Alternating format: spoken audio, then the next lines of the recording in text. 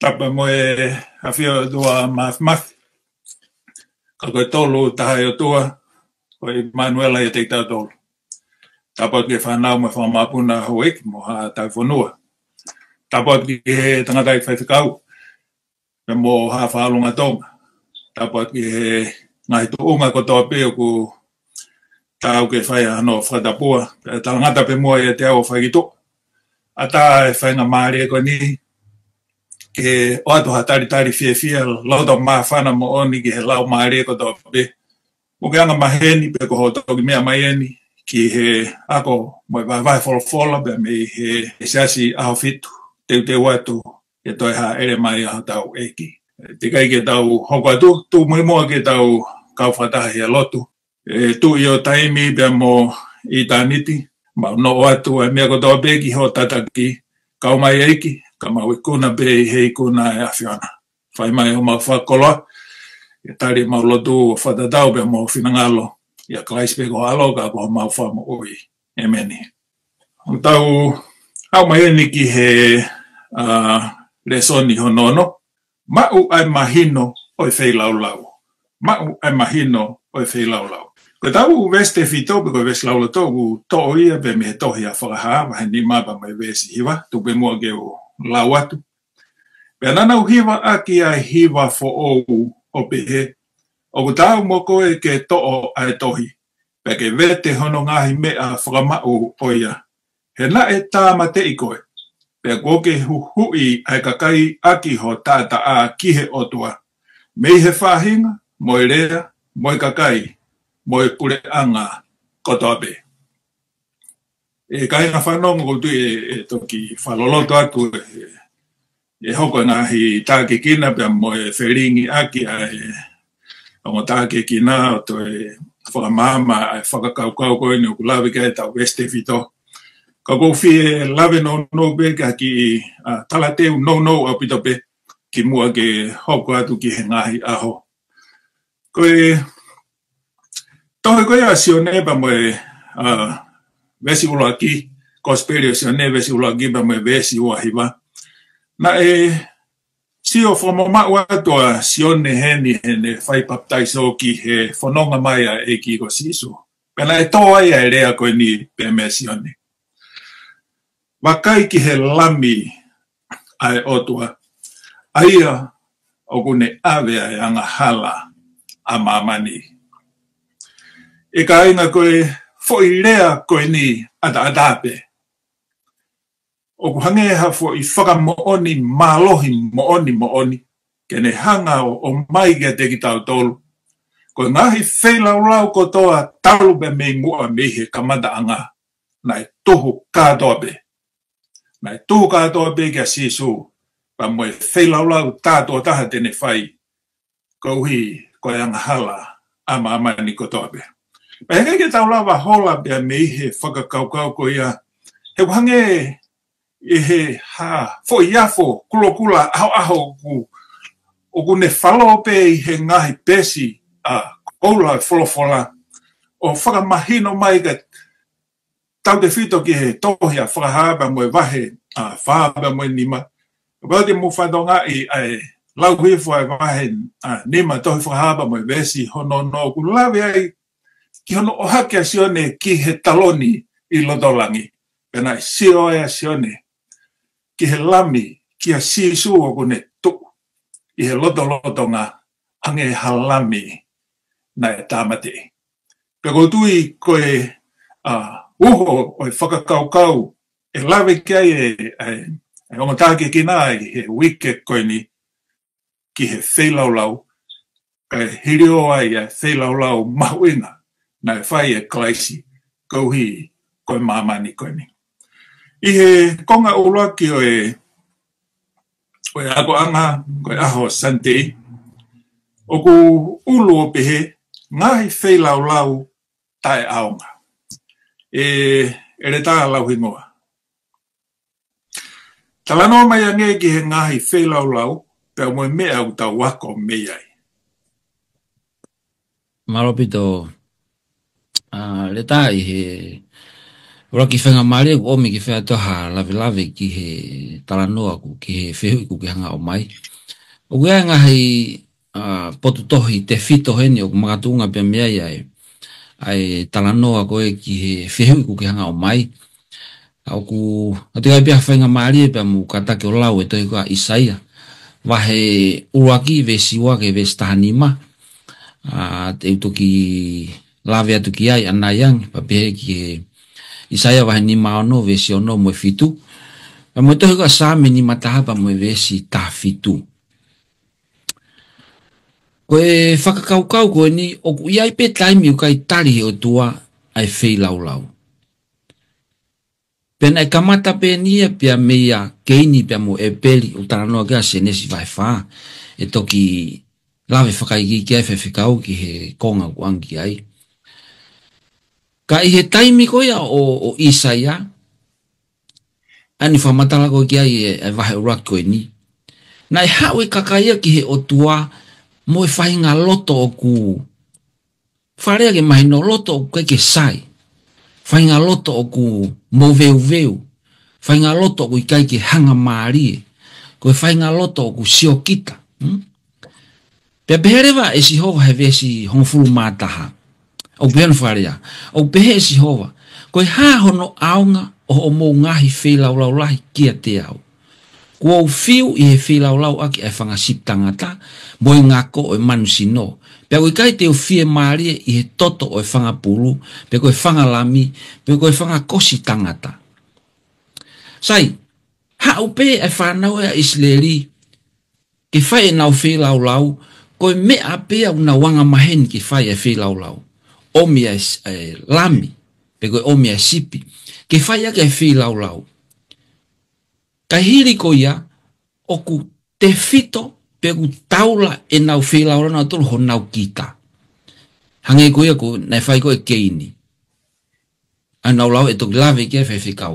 Kau whie mau ia ko o mai ko e ke whai whelaulau, o whie mau ia ke mau hai whai ngā loto, oku tuku lolo kakato, mo e loto oku whakamou laloa ki he otua, he taimi ko te hae whai ko e whelaulau.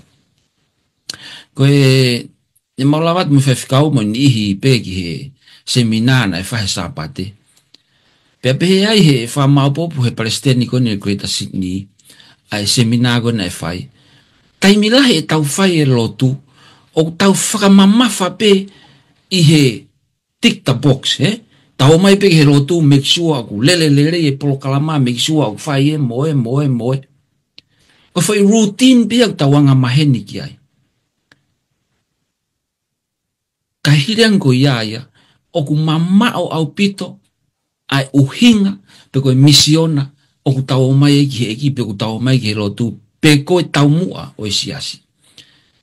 Sai talanga rewa e si hova, kia tina tolo he vestafi tupa mo he vestavaru. Koen, ako ke mo whaile rei, kumi ki he anga tonu, tokoni aki nau tolu ko whakamallohia, whakamau ki he tamai mate, lango maki e whewhine ko mate mo se pāniti. O pehe si hova, mo hau, pia ki tawarea whakataha, he neongo e tatau ho moanga hala mo e kula aho, e hoko e ke hine hina, o hange koe uha hina e kia. Ka pau kula e hange koe kula mumu, e tatau e mo e fulfulu isipi. Sai, o ki kai whoke tau to e whai whelaulau, he ko pekia si suko e lam whelaulau ma tau tolo. Hange mena ke lawe ki ai, pia to e whakaloloto hange e hoka to e ako koe ahonu. Kau whemau ki tau hau ki he otua, ko whelaulau i e tau mo ui. Tamai loma tahawa ve suraki, ki ato tau sino, ko e whelaulau mo ui, ki he ene ngā ue, tau whoa ki e tau ngahi mea ofa, ki he ene ngā ue, tau whoa ki e tau ngahi mea ngā ue, ki he ngā ue e otua. Whakakau e ne taha e mātiu wahe ni mā ve siwa tolu ke hua wha. Ko ia, ka pau ke omi ho mea whoaki ki he eswhi laulau, pia ke toki mana tui. Ai, oku kovi ia ho kai ngā ki a te koe. Tuku ho mea whoaki he ao eswhi laulau, pia ke alu koe o to mua whakalere ki ho kai ngā, pia ke toki hau o atu a ho mea whoaki. O mai to tonu pehe wholwhala, mena hoke whanawa Israeli. Koe ke nau tokanga na tō, pe kuanga whewheho nau loto. Hao pe nau tōru koe fwoi mea anga maheni. Pau ki o mai lami, pau ki o mai sipi te aha no mere, o whaia ki whelau lau ki o tua. Ka koho nau loto na tō mama o au pito pea. Koe tau o mai koe ki he eiki, o whe mau ke tau hau i he loto hanga maari. Loto whakatō ki lalo, loto mo ulaloa. Pea kou wha manatu mai he mātiu. Ka paure au te hau ke whai whelau lau. Kau te kovi I hata, pe ua hato vāmo hata. Kono to tonu, tu koe whelau lau, ka te alofare. He kono mō ni, ka whai te whelau lau, kovi hoto loto hata. Eki hano aonga ya ona. Te whakaosia tu, ere tā, sāmeni matahawe stafitu. Koe ngahi whelau lau e o tua, koe lau maari mawhesi. Koe loto mawhesi, o mawhofoa. Koe whainga loto ni whe mahi o tua. O koe loto mālua loi. Pe koe loto whai whakamamata pe. Koe tau hau ki eki, tau hau he loto mawhesi. Moe loto o mawhofoa. O tui pere tā maro pe u. Aha, whakalawe atu ki o whewi maro. Whakatela. E whaiwhikau. Tanoa mai ange ki he uloa ki wheilau lau bea moe uhinga. Na e tari ai e wheilau lau a e peri. Ka kai ke tari a wheilau lau a keini. Ka take o tanoa mai. Koe beke uhu whanga pe mu he tara whakatapu o tō mua ngā wetua ke mga tangata. Ka tā mō ke uka watu ke wahe wholofola o e aha ko eni. Pea mohono whakakoloa ke tau mao e mahino e wheilau lau. Whakatatau ki he kaweinga koe aho ni mo ia ko oswai hanu wahe. Ngahi wheilau lau ka e aunga. Pea kune hanga hulu I mai fui whakakaukau. Ka pau o ta e aonga e wheilau lau, o ia e wheilau lau aonga. Ai o kua rewa tu o e whai wheilau lau. Kuten ngong tau whoke ke whakawa motu a, te tau sio I loi, koe ulu ngāngai ni. This is a common practice. Koe ulu ngāngai ni ia, na e whai aki e he whanawa isi leri. Ai nau tauhi koe ki he otua, koe nau wheilau lau. Koe whihungo o mai, koe hane taria e wheilau lau a e peri, ka ke tari wheilau lau a keini. Sai, koe uaki wheilau lau weni. Paku kai ke mauia he tohi tapu e whakamatala koe ni, me wahe ulaki, wahe ua, wahe tolu, ki he wahe wha, oku tuhu I pau, ka kono whakatai pe eni. Mahino pe na e whai, oku whai e wheilau lau, ka pau koe wheilau lau koe tu ke pe kia a sisu kalaisi. O whelave ia pe mo toto. Ai whelau lau. Sai, o si mea e motorue tala noa ko tala noa motua. Ai wahe whako se nesi vesi uluak vesi ua ke vesi fitu. O kune whakamatala mai ai whelau lau na wha e keini pe mo e peri. Ko keini whukia ko tangata ngoue. Ko e peri ko tauhi monu manu. Ko tangata na whelau lau ke otua. Na haua keinia mo ene ngoue. Tā noa wholofola na hau pe mo lelei. Mo mea mo fua, uaki fua ene ngoue. Fua lelei o ene ngoue. Ke whai ake ane whelau lau. Ka e haua e peria, mo ia koe o whie mau e toto. Sa kapana ki whanongo ke talanoa mo i wahe ne whai e re tahe wahe uaki ko toia I saia. Oku hulu I mai e hui whakakaukau ni. Oku tafoki au mea te ki mou tolu. He oku mama o ho mou loto, pe oku hulu ho mou talangata. Ai aku ne hulu I mere whakakau ni ka tau sio ke tānoko e peri pe mo keini. Ai aku mahino na ia tahana e talangofua, na ia tahana e talangata. Ko e mene tari e whiraulawa keini, pau pena e talangofua keinia. Pe ka pau ko tuhu e whiraulau ke sisu, ko ke ha toto I he fua I akau. Ko ke ha toto he foha e akau.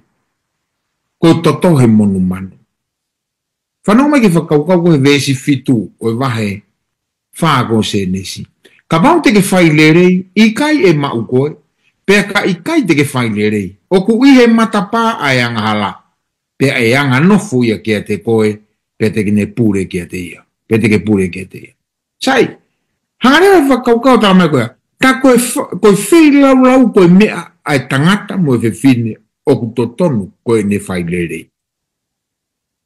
O ke tau whai tūtun te toke tau wheilau lau ke otua. O stuhui mahe otua mea ke tau wheilau lau aki. Ko ta whatongia tau koe tarango fua. Tau hau koe whaka fo ure konti te he pelu vai ta ves whapen. Koe tui na e atuai e peri ki he otua ai whei lau lere i hake ia keini. Koe nane mauai ai whakamo oni kua whakatonu ia. Koe whakamo oni e he otua ki ene ngahi whaki. Pea oku ne keirea aki ia ka kuone mate. O tube o ngata ku ao ngata ki whakau. Koe haime ne tari e whilaulawa e peri. He nane tarango fua. Maro. Whakatai ki e whakiwi e o tangata. O mi mama bito pea ma bopo e whakau. Hoko apu ki he aho moni te, he ulu e aho koe ni. Koe toto e whangapulu mo e whangakosi. Le tā, la ngō kataki, tā no mange ki he ngahi whelaulau ai whanau a isleri, o tala noa ki ai apostolo ko Paula. Malo bito, le tā. Oku whatewhito e tala noa i he konga koni, ia he pelu vai hongo furu, vesi tolu ke vesi hongo furu, ka te toki foki mai ki ai. Sai, tala mai e loma vahe ono vesi watolu, koe totongi, pe kono wharea ke toi mahino ange, koe tautea o yang hala koe mate. Pe koe whehui. Koe mate e mon manu, koe tautea ia e kuanga hala, pe koe mate e mon manu, koe totongi e kuanga hala. Koe tari koe ki ai i kai. Koe tautea po koe totongi e ang hala, koe totonu ke umate au. Kono moni pa kono totonu ia. Sai, kapate moto ki lawa he pelu vai hongo fulu ves tolu ki ves hongo fulu. Kau hanga peo to at peha to ko ngalala hat pe mo ngai ves. Kapate au sio ke ves tolu mo ves fa. Ka e ngahi fe lau ko ia o ki ai ai whakamanatu ki hang hala i he tau ko to ape. He kui kai au pito mawhai ke ave ai ang hala e he toto o e whangapulu mo e whangakosi. Sai, mo mea mea kau tau ke whalafola mo si ilo, ai ngahi o wau ku whai i he whare whehi taki. He hao kua e toko tahanga hala ke whai a ene whi lau, o mai mon manu ke taula e ki pe hao e toko tahanga hala o hiri hono ni maki he ulo e mon manu, pe au ne hanga peo to e tamatei ai mon manu ko ia, whakatawhere vai toto, alu mo e taula e ki o a fuhi aki. Kako ne kako e whakaukau koe, o mai ko he vesi ko ni pa mo feui ka pau o ikai hanga e toto o monu manu fanga pulu pe ko fanga ko si o ave ang hala ko ha o ke fai ko hana e fai e fila o lau ko ia tau si atu fanga ofa fanga monu manu hange o more ta nga more taimi a hono tamate ki na to ka o ikai fanga more e ang hala o ku ia ngo foi lea e ua o ko mai he whakaukau ko ni ko type mo anti-type. Ai ko type ko simple, po ka whainga whakatata o ha mea ko amana ke hoko he kahau. Ai ko mea ko amana ke hoko agu hanga ko he type o whakatata i ko anti-type ia. Sai, ko e mono manu ko type pepe o e whelaulau. Manti nai whaine whakamotu au te ke hifasi sua pekia. Koe taipe o e whilau amanaki ke whai si Jesu, na ke lawe kia ele tā i ho talateu. Mea kotoa pe, na e whai he whokawa motua, na e tuhu tā pe whakataipe kotoa pe ki a si Jesu, ki he whilau amanaki whai si Jesu. Koe ki i monu manu ko ia, na e whai koha no whilau. Koe whetongi tuunga ia o oku. Une hanga pe o mai koe taipe ia, o e whetongi tuunga a si Jesu whai pia moku. Ai koe type ia mo anti-type. Koe ki mon manu, ne hanga whetongi a hoku tuunga, ae koe e whetongi e si Jesu he taimi koe hifai ko pekia. Sai ko au na e totonu ke umate. He koe totongi, pe koe tautea ang hala koe mate. Totonu au ke umate. Kai mate a si Jesu ia maaku. Jesus died in my place as a punishment for my sin. Ko hoku tautea, pe ko hoku, iyo koe tautea, o to tonu ke umate au. Ha orewa si sua whetongi tuunga. Koe whakaukau koni he whilau u whae sisu, o ku lawe kia ki tala noa he lesoni wikeni. O ku hanga e hao alko tau lawe o tape tau whakatau ha tau tikite, wakapuna, puka tau tikite wakapuna, puka tau tikite he kare lue, pe koe pas. Koe taimi kou ke hanga whakatau ha o ki tikite, matu i whau teke te heka he taimi ko ia, pau ki o mai e te lai tikite, po te boarding pass, ka pau te heka wakapuna. O ku hange pe haki palo mesi atu ka te koe. O ku ai folau amanake ke whakahoko. Pe ta tau pe ko hae loa o hanga puke ki lai tikite ko ia, puke lai boarding pass ko ia. He ke lava he ki lai tikite ko ia, ave koe ki he whetu ute ke alu ki ai. Kai ouare wa pe, ko wa umai waka, pe ko whakahoko mai taimi heka, pa ke ngau ake rewa ki lai tikite ko ia, ke heka ki he waka pe ko le lue puke pasi ko ki alu ai. Pako taimi koe ku ke heka o kamata e wholau. Ku kai rewa ke toi aonga ki tikite puki i boarding pass ia koe. Na e pehepe ai whakakaukau koe ni whilaula koe mon manu. Na e omi koe whakataipe pe koe whakatata pe. Oe mea mo oni. Pe koe mea o ku toi lahi pe toi lereang amanaki ke hoko mai. Pako taimi koe na e whakahoko ai ai whilaula koe a kalaisi. Pe kai rewa ke toi uhinga. Pakariwa ke toi aonga, ai whakataipe koe na e whai koe, aki ai monu manu e whilaula e whakamutua. Sai, tala mai tohe koe a make vai tahanima ve stolwalu, taimi koe, na e pekia e asisu, na e maha e ua e pui he whare lotu lahi. Pea koe, katoa rewa e foi, the whole sacrificial system, ai koe na e tuhu koe ki asisu, na e kai toi whie mau ia. Na kai toi aonga ia. Pea koe tauanga halare wa ko whakamore.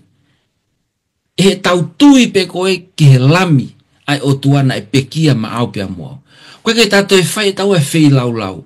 O koe ke tato e tau mai halami. Pe koe o mai hapulu. Monu manu te ha ila te ha mere. Koe ta mea pe tau whai. Koe tatari ai whai lau na e whai he lami koe o tua. Pea ku ko whakakau e taha taimi koe na e pekia asisu, ahang ulawa ai sacrificial system na e kaitoi aonga, aia koe ke te whe mau, ke te o mai halami, koe ke te whe mau ha taula eiki, koe ke te whe mau ha whare whehiki taki, ko toa ngai mea koe ni osi. Kai hoko rewa si isu koe lami, whe laulau ma au pia muau, pia ku hoka tu rewa si isu ia, o ku te ai mo e whare whehitaki he langi, ai ni koe na e whakataipe ke e whare whehitaki he mamani. Whare whehitaki he langi, o ku toe maa oni pe mo oni au pito ia. Pe aku hoko si isu ia ko taula eki lahi ma au pia mua. Whakatai au ngā e whare whehitaki he mamani, mo e fo i o wau whelau na e whare mamani, ko pekia si isu. Pe aku hoko rea si isu ia ko taula eki lahi, i he whare whehitaki he langi, ke ni ngā oe pia ma au pia mua. Pe ako taimi pe uta lotu ai, whakatomala pe ta tui ke ne pekia, uta mao ki tai moi. E toki hoko atu kia e taranoa, o e whakaukau o e ako koni, malo. Malo, ereta. E whakau, pekan, e saukata ki o talano mai ange ki he whakaririfu whau ai angahala, o ku fie mau pea e taa ke tau hawai. Malo apito e le tae e whakamama mono kini mai ngai whakakaukau. Ka kumhau inga ki tau hanga whakatau ngai fui whakakaukau koe ni. He koe sisu whei lau, na e toki hoko ia i he fuakawa fo ou. Koe whinga ben ke mahino. Ka nei tala noa foke e le tā ia. Koe pulu mo e lami mo e kosi. Koe whaunga lotu e fuakawa. Wheilaura e fuakawa motua. Koe whakataipe pe koe whakatātā. Koe tuhu ki he mea mo oni. Tuhu ki he mea mo oni. Koe whehui ko o nofo e tau whakakaukau. Ai whakaririfu whau e tau wanga hala. O whie mau e tāta ai e tangata. Ko kalaisi fua e tangata. Ka koe ha ordinary men. Ko ha tangata ke na e anga hala. He kai ke lau he tangata anga hala ia o whei lau maa e anga hala. Koe tangata hao. Koe hao ia tene lau a whei lau maa e anga hala. To e ope atu ia. koe o tua ia. Sione uluaki, vesi uluaki ki he tolu peni ono lau. Na ihe kamata anga e folofola, pe na ihe otua ai folofola, pe koe otua ai folofola. Ko ia na ihe kamata anga mo e otua. Na ngawi eia ai mea kotoa pe na ikai ha mea e ngauhi kai ia te ia pe. Vestafa. Pe na hoko ai folofola koe kakano, pe nofo ia te ki tau tolu. Pe na nau mamata ki hono nau, koe nau o e tokotaha. Na e tupu mi he tamai, oku fonu i he alo ofa moe mo oni. Soko tau whakawhita ia ngai. O kui kai koe peki a si suia koha whakafoki wha. Pe koha mea nei toki palani. He ka mauti tau sio tala mai ko fola ko si suia. Na i he kamata a ngā pe ia. Aia nei i mua ia ili mo atama. He tu uni o e whelaulau e peri mo keini. He whanonga e whanaua Isileri. Pe whakamahino rewa tākuna e osi palani pe he o tuaia. Iha si isu. Ke whakataipe o monu manu ki he taa o si isu i he kolosi. Pe he tō lahi koe whainga whilalau nea fu mamawhai ke whakakaukau i. Fu mamawhai whakaukau. Tō mōni fu mamawhai. Ko hanga mamawhai. He koe o tua na kai, ne lawe e retane nai ki ai. Koe hanga halau ki no totongi. Punishment. Ka ku totongi e he toko taha, hala ia he anga hala. Ka oku uhinga e ne totongi, ke mahu inga ki he tangata. Ahono whakahau hawa i, pe ko hono whakamore more i. Oku tiko e pore mahu inga ke tonga whakatoanga. Oku ke mahu inga whau, neongo e whakalirifu e tau whai anga hala. Neongo e hulu e tau kovi, oku tau mahu inga whau ki he otua, ke whoaki hono alo pētaha, ke ne whai e whilaurau, ke hoko hono tātaa, koe whakamore more o koe, whakamore more o koe. Koe mea mahu inga ai tātaa o tu. Malo. Whawhitai vai lelei, whamawhana bit. Kata hoko e mua ki he aho koe a tūsi teo, pehe ulo e aho koe ni, koe lami o e laka atu. Ele ta lau ingoa. Tā noa mea nge ki he whakaukau ko klaisi ko e lami o e laka atu.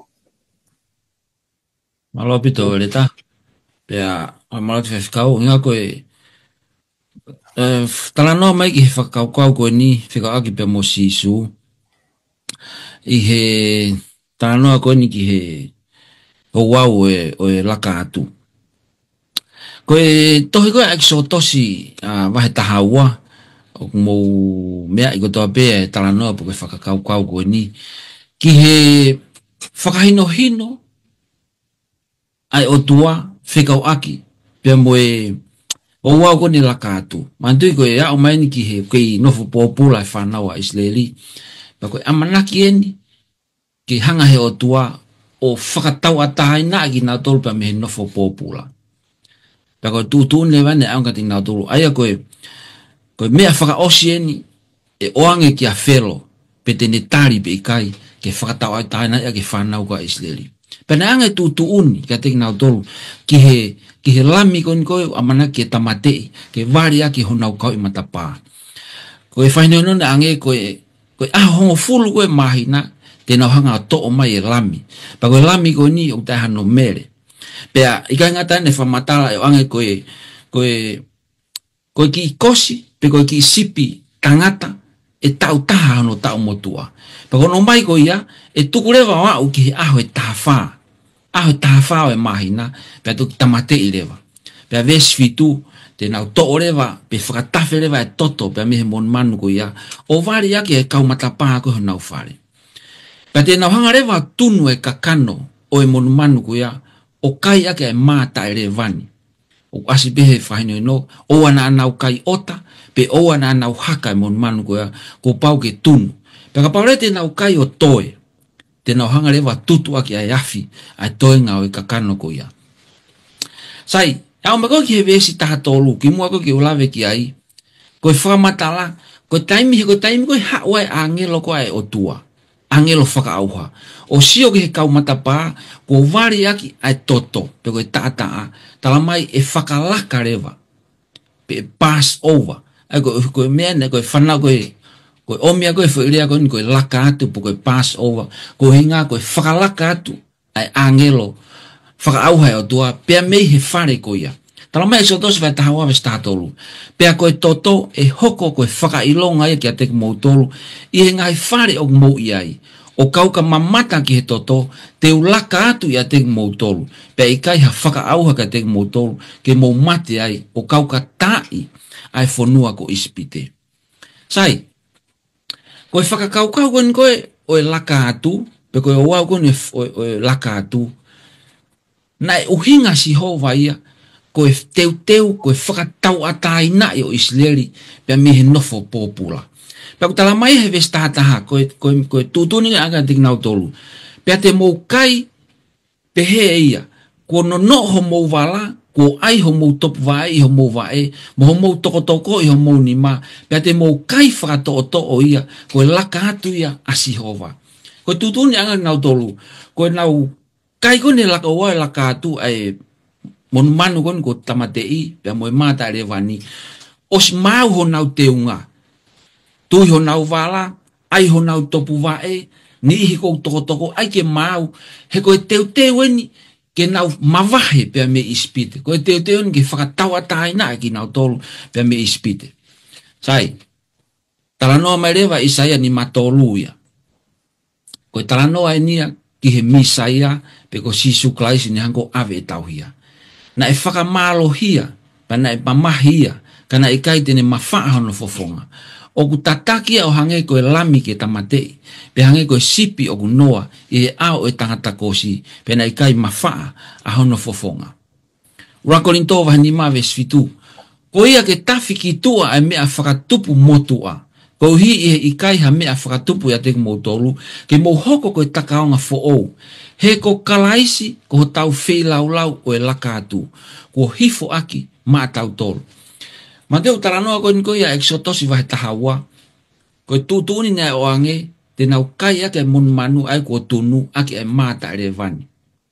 Pe taimi koe nai hili ai koe o wai laka atu pe nau whai koe no whakamana atu. Nai o ange moi tūtūni ka teki nau tolu. Ko pau ke nau kai e maa ta ere vani, whiunga pe moi aho e fitu. Ai tūtūni ke ange a teki nau tolu. Sai. Ka paurewa koe taipe, na utaranoa anai ki he type mo anti-type. Koe vari koe taataa i he kaumatapa na e tuhu kotoa pe ki a kalaisi. Ke whakalaka, pe laka atu, ai angelo whakaauhai o tua, me he whamiri ko ia, i whamiri o Israeli. Ko kalaisi, ahono taataa, mo ene pekia, o kune hanga whakatau ataina i koe pia mua. Dau whemau ia ke vari taa ai kaumatapa ho tau loto. E taimi ko vari taa ai ho tau loto, pe una wharea te mainong, ko e tau tari koe kalaisi ki he tau mo ui. Tau tari ene pekia mono taa. O whakalaka rewa ai whakaauha, pe koe mate ta ngata koe, o tonu pā koe ke tau fou ai, ku whakalaka ia, ko hinga ko vari tata e tau mo ui, pe ko tau tari e pekia koe a kalaisi. Pau kai pe te aha amanaki anga ia. Pau kai pe te aha me ea, tene hanga o whakalaka e whakaauha koe ni, pe koe tau ngā ue, pe koe tau maulakanga he lotu, pe koe hala ata. Koe tata pe o kalaisi, ko ia pe tene whakatau e tāna i tau tō. O tau whihia he anga hala, o tau pōpula he ngahi mea e mo ui koe ni. Koe tātā pe taho kalaisi, tene whakatau e tāna i koe mbuau, iha toi whahinga mea i he mo ui koe ni. Mahalo ere tā. Mahalo ere tā e whamama. Tau hoka pe mua e whaikau perkane sau kata, tānoa mai ange ki he whakakaukau ko sisu koe ātama whakaosi ia. Papitai ke eki, ke i whakakoroa ki tau tolo he whakakaukau o mai he ere tā mo tā ki e kina ke hoko atu ke e tau wahe. Koe whakakaukau fwene u tala noai. Ai hoko asi su pe malawa fe ke hoko asi su koe atama whakaosi. Te ulau peto he ua korinto vai tānima ves whanima he une o sangai o mai o mahi noang. Sai beno ni lau. Pea kotowi o pehe Koe uraki tangata ko atama. Nai ngau hui koe lau maari e mo ui. Koe atama whakamui, koe lau maari e whakamo ui. Whakatongain, wae e o tanoa paulai ke atama e ua. Uraki tangata, aina e whakatupu ko atama. Na koe lau maari e mo ui. Koe atama koe, o tue me atama e honoua. Koe atama koe honoua, koe lau maari e whakamo ui. Lau maari e mo ui, lau maari e whakamo ui. Sai, ka pau ko sisu koe lau maari e whakamo ui, koe atama e honoua, he tānoa koe urak pita waha urak kiwes tā walu ke tāhiwa. O bene wano mawinga, koe atama tangata, lau maari e mo ui, na hinga ia, na e tō ia. I hono tangata, na e afe ngofua ia, i ene whiri tau ataina, ke makatu ungai a ene whiri koe, ke kai mefo i akau. Sai, nau tatau pe, nau tatau tangata pe na aia uaki atama, nau tatau pe na e mau e atama honoa, aia ko sisu ko tānoa ki ai. Na e tangata kakato pe, kane kai ke hinga ia. Na e whakatau ere, osi mea e mo te tānoa koe kau mea mea katau kei whorofora. Au kai e au whanoa, whakatau ere, whekau ke ririu e maa koe maka. Ai maka koe maa kai gene whai e ia. Sio, koe ngai whakatau ere katoa koe ia, hono tangata na kai ke hinga ia. Koe mea ku mahu ingai ke tau whakatoka ngai. O kui kai koe atama hono wa ia koe lau maari mo ui. Koe atama hono wa, pe ko sisu au kulau koe atama hono wa, koe lau maari e whakamo ui. Koe ne whakamo ui e. I hono ngahi tā, tanoa Isaia ki ai, ko tau mo uia. Na e whakavolu ia, kalu se whai, hoka taua pe tuki whao i, ke mo uia i, te au mo uia i. Whawhitai ke eki, koe uhinga ia ku atama hono uai koe, asisu. Maro bito. Whawhitai la. Tau hoka taipe ke a hoko koe pule lulu. Be ulu e whakaukau e a koe ni, ko sisu i he tempare. Ere tālau ingoa, tāno mange ki he kikite a hake ai, pe moere soni uta wako mi ai. Maro apit, te ulawe te tohi koa hake ai wahe ua pa moe vesi fitu ke vesi iwa, atu whai ha ki lawe atu ki he whihu ke o mai. O peona wharea, pia te ululu i a ngahi pure anga kotoa pe, pia e haere mai ai hori, o ngahi pure anga kotoa pe. I whatonga nge whekonga koe ahe te ulawe kia nai, ki he hori ngahi pure anga kotoa pe. Pea te whakafonu ai whareni i he nau, o pehe sihova ngahi kautau, o kua aku ai siriva, o kua aku moe koula, o pehe sihova ngahi kautau. Vesi hiva, e lahi hake ai nau o e whare ki muini, i he ulaki whare, o pehe sihova o ngahi kautau. Pea te whuaki ai merino, whatonga ai merino ki he potuni, o pehe sihova, o ngahi kautau. Sai, kai miko na e whakatangapu ia e Solomone e ulak tempare, koe skaina e o tua, pe koe ia e o tua he nau, pau tānoen me he whanonga mai koe whanau a Israeli, pia me ispite ki he whanua koe tala ofa. O te tānoa pia ulaki wahe tui wahe ngofuru ve stataha. Ai whakawhonu e whare o Sihova, aki a ngahi nau koe o Sihova. A koe taimikoe na e whakatapu ia e tempare hono ua, tala mai, na e keke iai ai Ark of the Covenant ia. Uingahe na e fufu ia ni e sere maia ki mua, i hono whakaauha koe o laki tempare, hanga e sere maia ia o fufu. Pena mea koe mea nena e whakaloto mamahi ki he kau siu, pena u pehe, e anga whewhe mo oni, ai mea koe ni na e palo mesi ki ai, pe na e omai koe e hake ai. Koe tempare koe hono ua, ai au taranoa ki ai whakakau koe ni, koe taimie ni, na e haa mai ai pe hao ea si isu o hoko o tangata i he kakano pe moe toto. Pe koe taimie ni na e kake toi behind the scene a si isu, kai haa mai ki mua, o ne hifo mai ki mamani, koe foha o e tangata. Pe na e lava kakai koe i he taimi ko ia, na nau lava sio ki ai, na nau lava wala ki ai, na nau lava whanongo ki ai. Pa koe tui e lave e hoko atu kia e lawe a whewhekau i hene wheu i konga koho no ua. Ka ko wheo mai au e context koe o e uhinga o whakakaukau ko ni mea nei sio kia ia hake ai. Ko e whakaukau ko ni i he vesi ko na ulau atu. Ko e hae fie mau viviri ai whonua. What's that nation desire? Ko e mea nei fie mau lahi e whonua na nau fie mau e mama. Sio ne vai raki vesi wa ko sisu ko ia e mama mo nia. Ika ngatai nei fie mau he whonua ai tau atai na. Sio ne vai valu vestolo no. Ika ngatai fie mau e whonua ai mo ui. Taranoa ke sio ne vai ngo fulu vesi ngo. Ego taranoa ko ni he whonua nation. O ku ngahia ke whonua e kakai.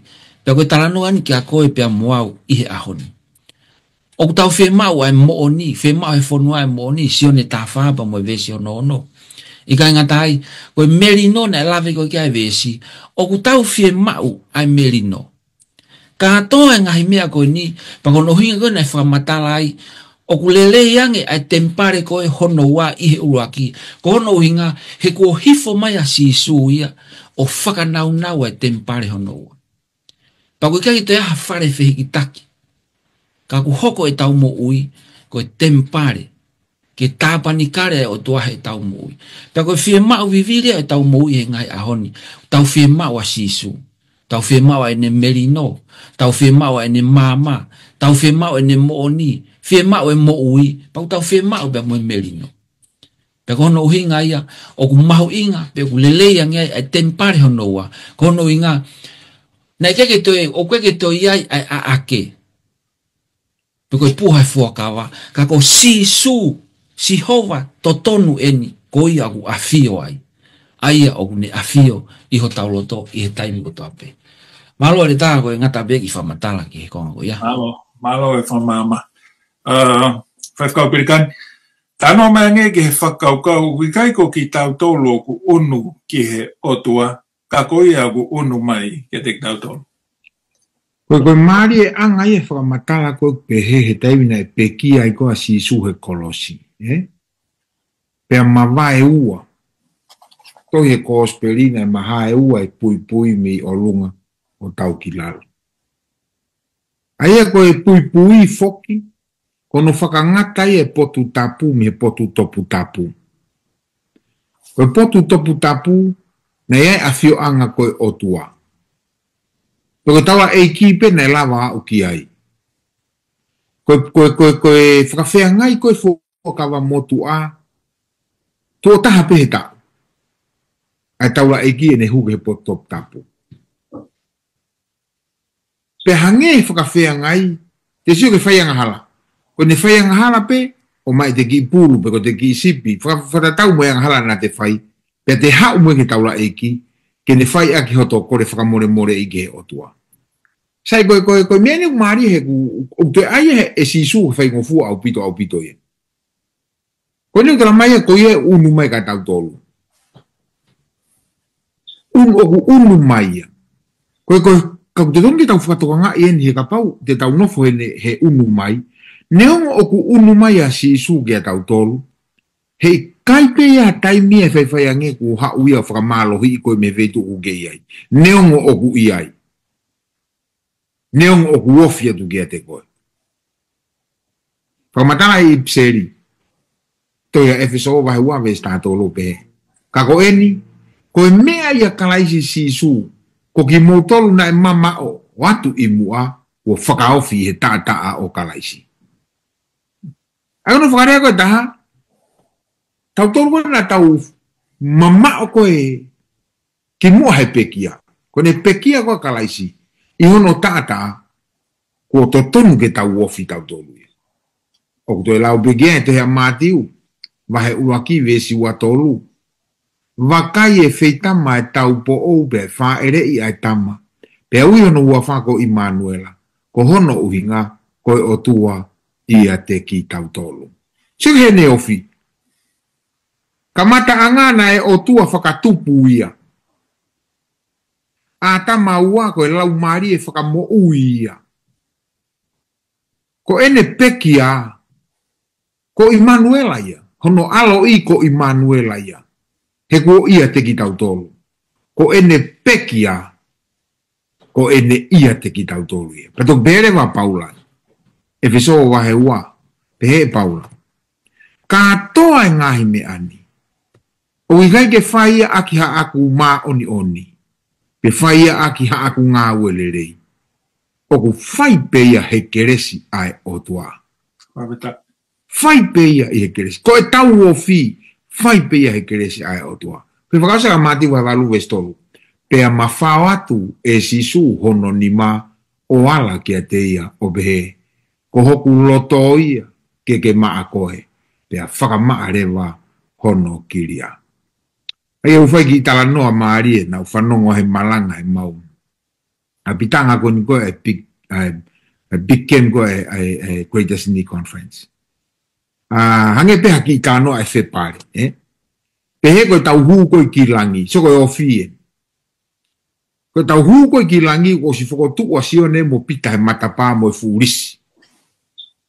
Pe koe ni alatu pea tonga wholau. Tonga tau tai wholau si oiwa sione ki ai mo pita. Ok, kurini koe, huu koe. Koe ni alatu pea koe alalate makawhana lau hingoa. Ok, kurini mo koe, huu mo koe. Tau pehe pe tau tau. Alatu koe perikani e sau, tala mai malolo koe ke asko ke kurini red koe. Nofo koe tua. Mo hai fua, mo mau kau nofo koe tua. Peko taim koe ku toa ai koe la aku tāpune matapa. Fai fukatoa ngai loto. Os mahinu ka lava mauturu e tua. Fai fukatoa ngai loto. Peko hea koe apita koe mosione koe sio ke kau lava.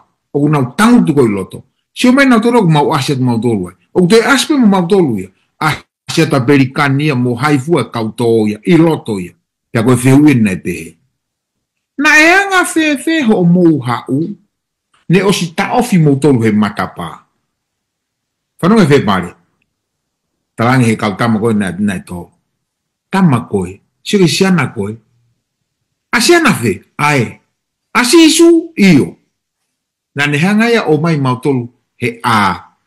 Na e hu mai mau tolu ia he a mo si isu. Na e aluange ia whakahu mai mau tolu he a.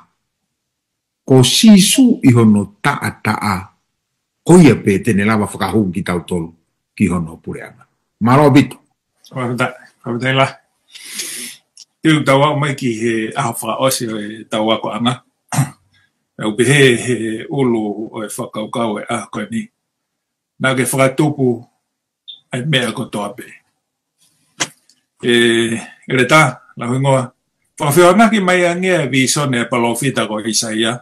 Pe moi apostolo ko sione. Malo apito. Teu lawa tu pea ngo potu tohi ko ni, ke whaia ki ai whawhiona ki. Isaia wahe ono vesi uraki ki he vesi ono ni mau pehe. I he tauna e peki ai tu i ko Usaia, ni mamata ki a sihova ko awhia ino awhia o ngā, ko maolunga mo hiki haki. Pea ko hono kofu tō tolo whana e whonu ai whare lotu lahi. Pea nei tu i olunga ai selafi mi, na taki ono hona kapakau. Na ne whakapulo aki hono mata ai ua.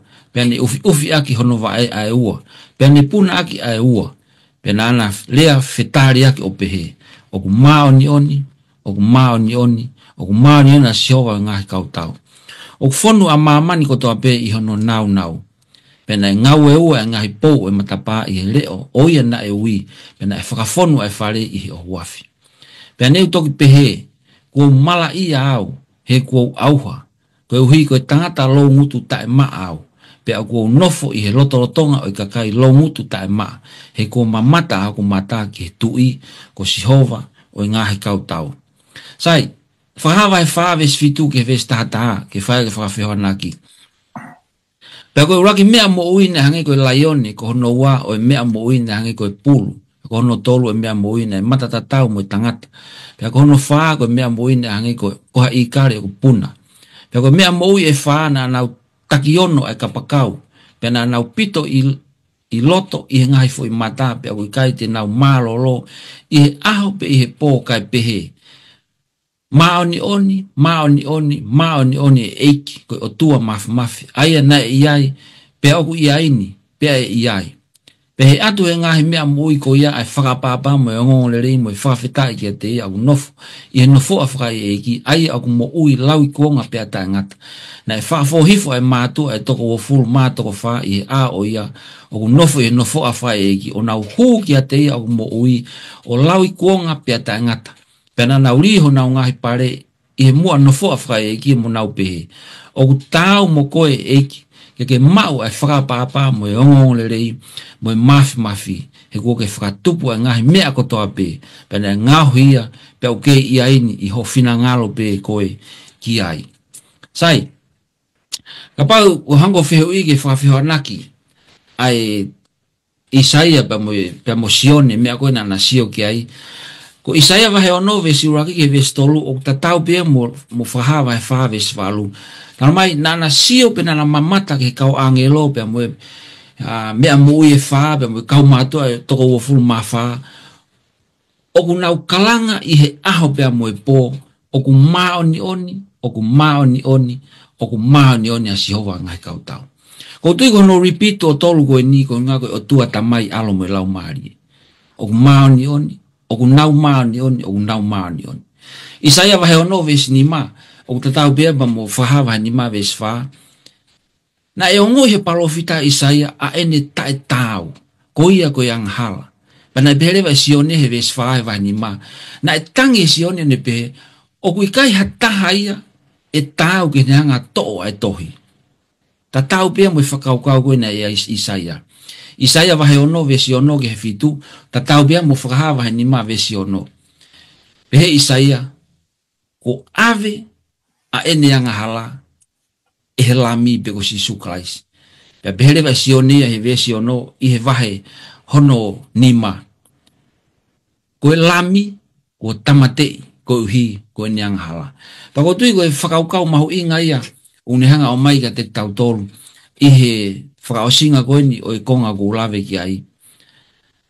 Neongo e tau anga hala, tae mahanga ko vesi na ulave ki ane nai, tatau tat lanu ha e tau hala kula aho ko e tata au kalaisi ko ia pe tahten lawa whakamaa a e tau hala pe au kai te hatahai e tau kai ki hatahai e hau kai ki hatahai e tuha pe mo ngau e na e whae kalaisi ko kalaisi toko tahape pe hange mena lave ki e whikau e nai ai ho tau mahu inga a hifo e alo pe taha o tui o ngahi tui o pekia, ko hinga ke whakahaya ni ofa ki a koe pia mo. Ko tui o ngatanga ia e mea ko lavet ki ai, ko whamalo atu i he whenga maari, lau i tau kau whatahe whewai ake wholwhola weekend, malo.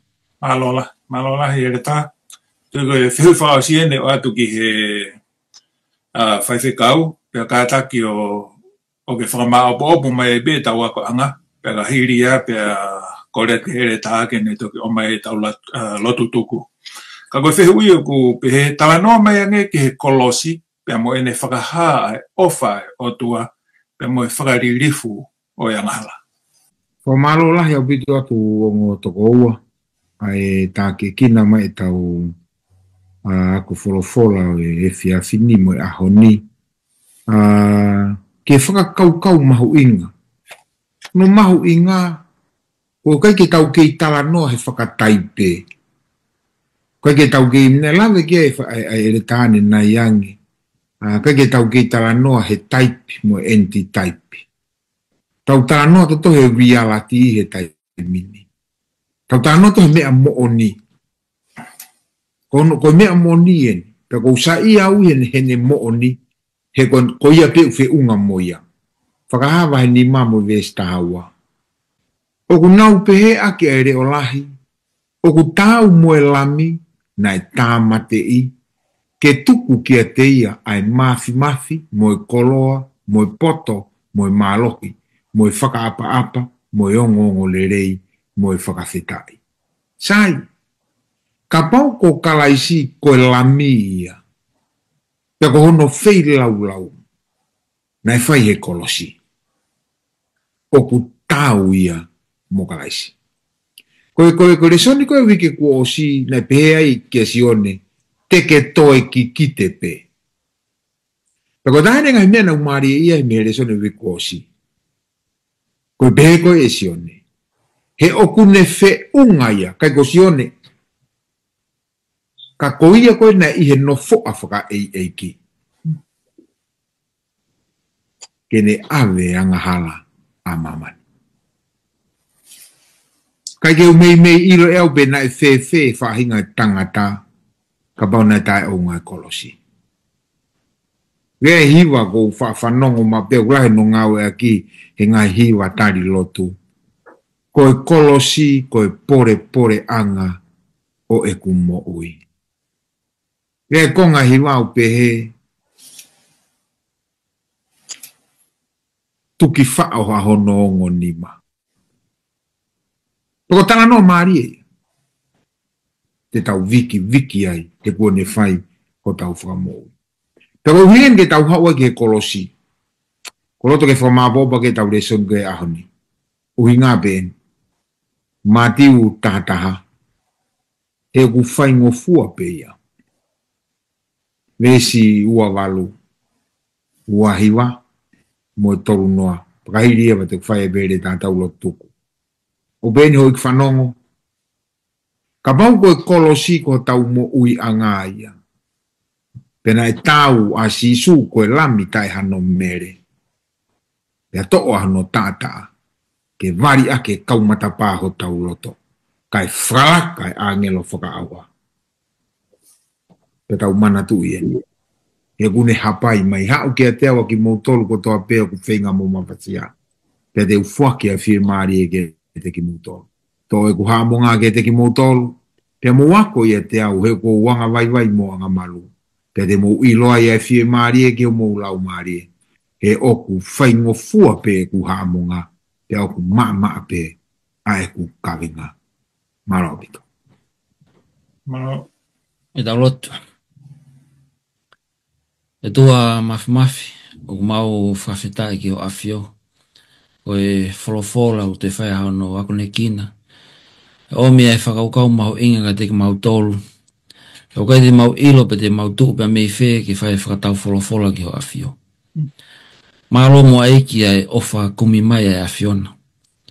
Aho o hifo whetong tu unga. Ai mate na tonu ke mau mate tae ngata ai. O ke mate i he mau mate. E lawa ke mau mo ui aki aho o mo ui tae ngata. Angai koe ngahi whakaukau ko whai no vai wahe. Tu mua ke mau tari hao pekia. I vari ta ai ai mau mo ui. I kai ngata be he mau loto me mau whakaukau ka he mau mo ui kotoa. Pake ho atatu ia te mau tolo ai awhiona.